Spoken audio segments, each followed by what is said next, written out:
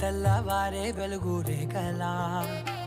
పచ్చ పచ్చ పచ్చి మట్టి బొమ్మలా అల్లి బిల్లి వెన్న పాల నురగలా అచ్చ తెలుగు ఇంటి పూల కొమ్మలా దేవదేవుడే పంపగా ఇలా దేవతే మా ఇంట అడుగే పెట్టెనంట బ్రహ్మ కళ్ళలో కాంతులే